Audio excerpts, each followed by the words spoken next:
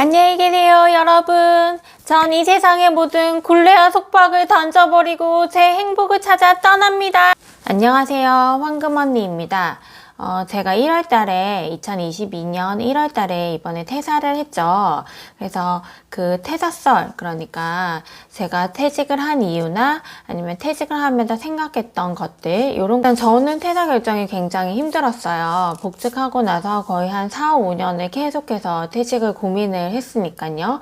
그런데도 이제 쉽게 결정을 내리지 못하는 굉장히 어려운 고민 아니면 숙제 중에 하나였는데, 그런데 최근에 이제 제가 슈카월드 영상을 보게 됐는데, 미국 해고자가 역대 최소이다. 그러니까 해고자는 회사에서, 그러니까 자르는 사람은 굉장히 적은데 퇴직을 하는 사람은 오히려 더 많아졌다고 합니다. 이렇게 보면은요. 이런 이유 중에 한 두 가지를 슈카님이 이렇게 설명을 해주셨는데, 첫 번째가 코로나 때문에 주변 사람들이 막 아프고 뭐 이렇게 죽고 이런 것들을 보면서 돈 벌어서 좀 뭐 하나, 그냥 현재의 즐거움을 찾는 게 중요하지 않나, 이렇게 해서 괴로운 직장 생활을 그만두고 이제 아르바이트 이런 것들을 하는 사람들이 많아졌다, 이렇게 말씀하셨고요. 두 번째는 이제 자산 가격이 폭등했죠, 미국도. 그러니까 암만 월급을 모아도 내가 부동산이나 이런 것들을 살 수가 없다, 이런 것들에 대해서 이제 회의적으로 생각하는 거죠. 그래서 그냥 월급을 아둥바둥 모아가지고 뭐 부동산 산다 이런 생각 하지 말고 현재 즐거움을 추구하자, 그렇게 해서 소확행을 추구하는 사람들이 늘었다. 아무튼 현재 미국에서도 굉장히 퇴직자가 굉장히 늘었다는 점 이렇게 되어 있는데, 이 퇴직을 하는 미국에서 이렇게 퇴직자가 늘었을 때 이분들이 퇴사 결정을 좀 쉽게 하셨을까? 근데 저는 이 퇴직 결정은 좀 많이 어려웠거든요. 퇴직을 왜 했는지 이유를 말해봐라, 이렇게 말하면 저는 이제 아이들 교육이나 케어 문제 때문에 퇴직을 했다고 말을 합니다. 그러면 왜 그렇게 교육이나 케어가 이렇게 힘들었냐, 뭐가 어려웠냐, 더 구체적으로 말해봐라, 이렇게 하면은 서울에 친지가 없다, 이런 생뚱맞은 대답을 드릴 수밖에 없는데, 저희 남편이랑 저랑 지방에서 이렇게 호를단신 서울에 올라와서 이렇게 직장을 가지고 일을 하고 이렇게 둘이 만나가지고 가정을 꾸린 케이스예요. 그래서 진짜 일도 편하게 부탁할 수 있는 친척 또한 없어요. 두 양가 모두 다 없어요. 그러니까 이게 굉장한 이제 핸디캡, 그러니까 워킹맘으로서 사는 데 있어서 굉장한 핸디캡이 되더라고요. 이분 지금 이렇게 울고 있으신데, 네, 저 이거에 공감하거든요. 워킹맘을 덮친 코로나 맞아요. 그러니까 어떤 거냐면 한 9시, 8시 이렇게 돼서 문자가 와요. 다음날 등원을 못한다, 이렇게 긴급하게 내일 휴원한다, 이렇게 문자가 오고요. 일하다가 이렇게 문자가 딱 와요. 긴급 하교, 그러니까 빨리 아이들 데리고 가라, 코로나 확진자가 나왔다. 그러니까 막 이렇게 되면 멘붕이 와요. 여기 보시면은 퇴사 압박이 일터뿐만 아니라 가정에서도 이루어진다. 배우자나 가족으로부터 일을 그만둘 걸 권유받았다. 이런 거예요. 이제 9시에 지금 문자가 왔어요. 내일 애가 학교를 못 간다, 유치원을 못 간다, 이렇게 되면은 이제 남편과 이제 싸우기 시작합니다. 네가 내일은 그냥 휴가를 내라, 아니면 네가 어떻게 반차를 내서 해결을 해라, 뭐 이렇게 되죠. 그러면은 내가 며칠 전에도 뭐 휴가 냈는데 이게 무슨 말이냐, 뭐 이렇게 내 지점장님한테 며칠 전에 혼났다, 갑자기 휴가 쓰겠다고 해가지고 막 이렇게 되죠. 그러면 이제 남편은 아니 무슨 말이냐, 나는 지금 내일 미팅이 잡혀 있는데 어떻게 하란 말이냐, 이제 이거 진짜 중요한 미팅이다, 안 된다, 뭐 이렇게 옥신각신 싸우게 돼요. 아무튼 그 상황을 해결하기 위해서 총 방법을 동원하는데 이제 이게 매끄럽게 해결이 안 되는 상황이잖아요. 갑자기 뭔가를 이렇게 해결책을 마련해야 되는 상황. 그러니까 이제 저도 남편이랑 많이 다퉜어요. 근데 제가 앞전 영상에서 아이들을 키우는, 맞벌이 부부가 아이를 키우는 방법 한 4가지가 있다고 말씀을 드렸는데, 첫 번째는 어쨌든 전업맘이 되는 거니까 이거를 뺀다 보면은 이게 3가지가 남는데요. 이걸 그래서 첫 번째가 조부모님께 이렇게 조부모 친지들의 도움을 받아야 된다. 그리고 두 번째는 입주 시터를 쓰는 거다. 근데 여기서 제가 입주 시터라고 굳이 강조한 이유가 입주 시터를 쓰셔야지 이제 집안일도 이분들이 해주시니까, 그리고 갑작스러운 상황에서도 입주 시터님들은 집에 있으니까 이제 대처가 되거든요. 그러니까 입주 시터를 쓰는 거를 말씀드렸고, 세 번째가 이제 기관이나 시간제 시터를 고용을 하면서 이제 부모가 이제 그러니까 엄마 아빠가 하는 거죠. 이제 이렇게 하는 건데, 이 세 가지 방법 중에 저는 1번과 조부모님 도움도 받아봤고, 이제 세 번째 이렇게 이걸 했고, 마지막으로 입주 시터까지 고민을 하다가 저는 입주 시터는 드리지 않고 저는 퇴사를 결정한 케이스입니다. 근데 이제 첫 번째 유형 조부모님 도움을 받는 거를 보면은요, 돌봄지탱 84.7%가 조부모님께 의존하고 있다. 근데 이게 당연한 거예요. 뒤에 나오겠지만, 말씀을 드렸지만, 시터를 고용하는 비용이 정말 어마무시하거든요. 그러니까 어쩔 수가 없어요. 근데 사실 조부모님들 이 황혼 육아 이거 이제 이 기사는 제가 조금 긍정적인 기사를 뽑긴 했는데, 자식 키울 때 느끼지 못한 기쁨이 있다 이렇게는 있는데, 사실 내 새끼도 이렇게 기르다 보면 체력적으로 한계가 오는 경우가 굉장히 많아요. 그래서 황혼 육아라는 게 실제적으로 좀 쉽지 않다고 저도 공감을 하는 부분인데, 맞벌이 부부들에게 조부모님의 도움을 받지 않은 채로 육아를 하면서 일을 한다는 것은 사실상 요즘은 조금 많이 불가능하다고, 저는 좀 단언컨대 좀 불가능한 것 같아요. 그러니까 어쩔 수 없는 상황이고, 근데 황혼 육아는 좀 쉽지 않은 거고, 친구들이나 아니면 후배들 만나가지고 조부모님께 이렇게 부탁을 하고 있다 그러면은 저는 적극적으로 이제 말해요. 꼭 용돈을 드려라. 네, 용돈도 많이 드려라. 이렇게 말을 하는데요.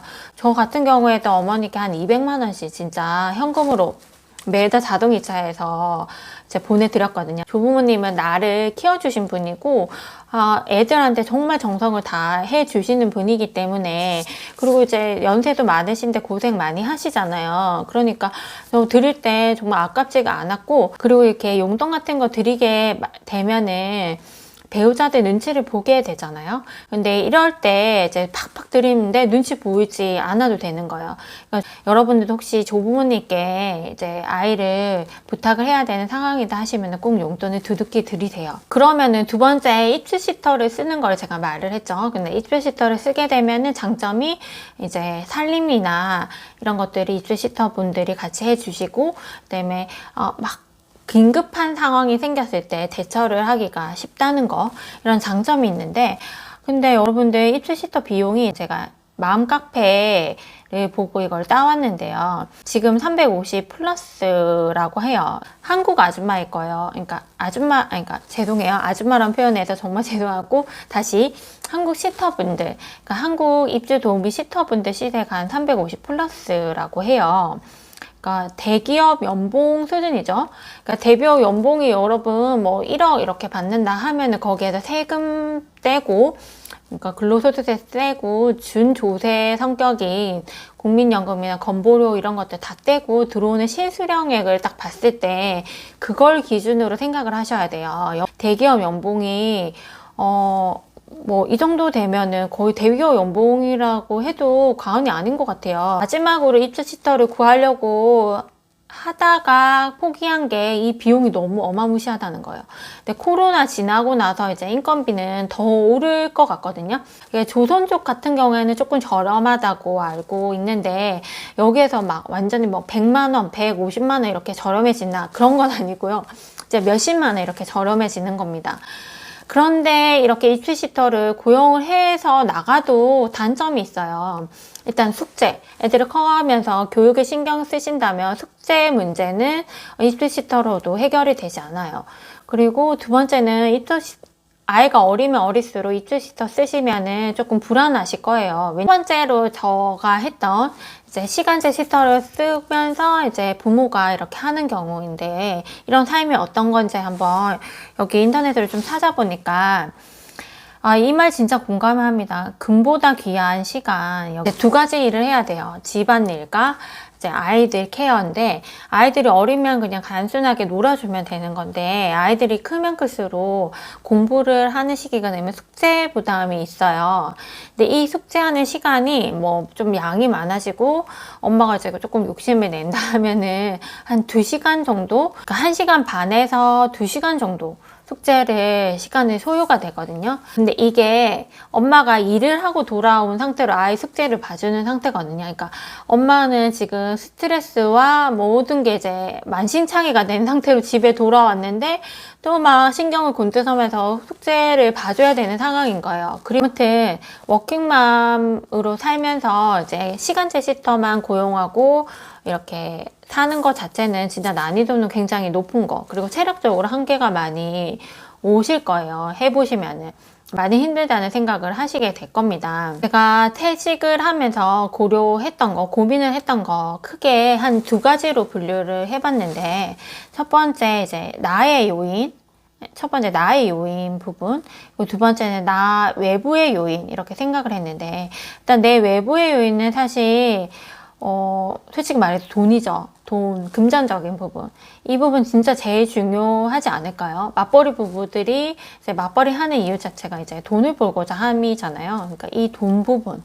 그리고 나 개인적인 부분에 있어서 나의 가치관, 그리고 나의 적성. 근데 이 적성이 뭐냐, 이렇게 물으실 수 있는데, 뒤쪽에서 다시 한번 얘기를 해볼게요. 경제적인 요인 진짜 중요하죠. 저도 이거 때문에 오랫동안 고민을 했던 것 같아요.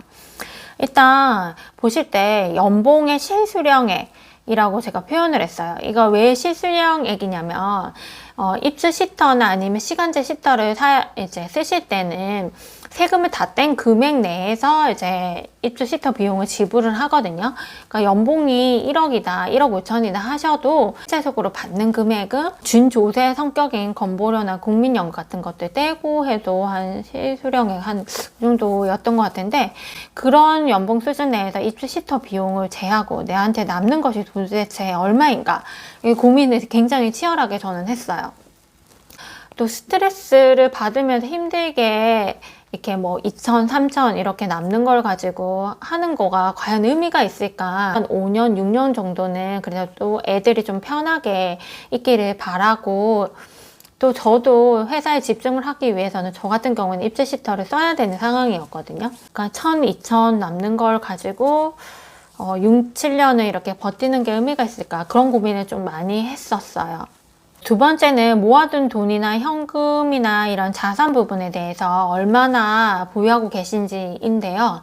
이거는 개인마다 조금씩 다 틀리고, 막 연봉이 높으신 분도 사실 모아둔 돈이 적을 수가 있고, 연봉은 낮으신데 모아둔 돈이나 자산은 어느 정도 된다, 이렇게 하실 수가 있잖아요. 수출 면에서 이제 생활비, 그 다음에 교육비 이런 부분에 대해서 나는 절대 못 줄여. 왜냐면은 이제 회사를 그만두게 되면은 한 사람의 비용은 그러니까 한 사람의 그 수입은 줄어드는 거니까 비용 면에서 어느 정도 줄여야 되는 부분이 있는데, 내가 죽어도 지금 뭐 교육비에서 줄일 수가 없다, 내가 죽어도 생활비를 이 부분은 못 줄인다, 이렇게 돼버리면 사실 생활이 안 되는 거니까, 그러니까 이거를 핸들링을 할 수가 있는가, 이런 고민들을 하셔야 되는 것 같고, 그다음에 모아둔 돈이나 자산 같은 경우에도 아니 나는 이 정도면은 그냥 만족해, 아니 나는 뭐 모아둔 돈이 막 현금만 막 10억이 있어야지 돼, 이렇게 하면은 또 생각이 다 개인마다 틀린 거니까,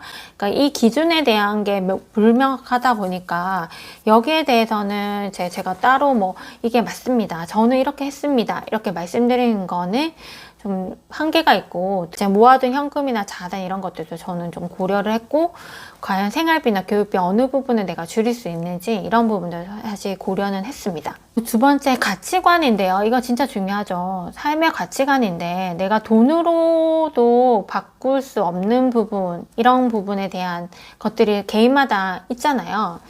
일단 이제 충돌하는 것이 아이들에 대한 부분, 그리고 나에 대한 부분이 이렇게 충돌하게 되는데, 아이들 부분에 있어서 정서랑 교육 문제, 이렇게 2가지가 있는데, 아이들 정서 부분에 대해서는 또 이것도 개인적으로 생각이 다 다른 것 같아요. 그러니까 엄마가 일을 나가서 애들 정서가 안 좋아 이렇게도 저는 생각하지 않고, 저는 저 같은 경우에는 이제 이거는 제 개인적인 저의 경험인데, 제 부모님이 맞벌이를 하셔가지고 저는 진짜 고등학교나 대학교까지 정말 독립적으로 제가 혼자서 다 모든 거를 하면서 커왔어요. 그런데 이제 제가 어릴 때 초등학교 때 이제 빈 집에 이렇게 열쇠를 열고 막 이렇게 들어갔던 빈 집에 그냥 들어가고, 그다음에 저희 집이 이제 외진데 있어가지고 골목길을 이렇게 해서 집까지 이렇게 갔어야 됐거든요. 그러면 그 외진 골목을 들어가고 빈 집에 들어가는 거, 그런 게 정말 어릴 때 너무 무서웠던 기억. 그래가지고 이제 문 앞에서 막 울면서 언니 오빠가 이제 오기를 기다렸던 그런 기억들이 저는 아직도 선명하고 좀 싫어요. 그런 어릴 때 기억을 회상을 하면은. 저는 이제 20대 때부터 제가 아이를 가지고 엄마가 되면은 나는 아이들한테는 그렇게 안 하고 싶다 이런 생각을 좀 많이 했었어요. 제 가치관은 사실 그런 거죠. 제 어릴 때 경험들 이런 것들이 좀 누적이 돼서 그런 가치관이 형성이 됐던 것 같아요. 그리고 이 교육적인 부분, 이거는 이제 이것도 진짜 개인의 가치관이 다 틀린 거니까 할 말이 없고, 사실 제가 엄마가 되보면서 교육에 대한 주관이 있다 이렇게 말씀 못 드리겠어요. 이거는 진짜 저 주관 없거든요. 주관은 없는데 이거는 하나는 확실하더라고요. 그러니까 옆집에 아이가 하면, 그리고 그 동네에서 하면은 하게 돼요. 안 할 수가 없어요. 왜냐면 이렇게 눈에 보이니까. 그리고 내 아이와 계속 비교를 안 할 수가 없는데, 내 아이가 이 주변 아이들과 어느 정도의 위치가 있는지는 곁눈질을 하게 됩니다. 이건 진짜 100% 사람이기 때문에 어쩔 수가 없어요. 근데 이 주변의 환경이 교육을 많이 시키는 동네나 뭐 이렇게 돼버리면 나도 덩달아서 많이 하게끔 돼요. 이거는 진짜 100% 맞는 것 같아요.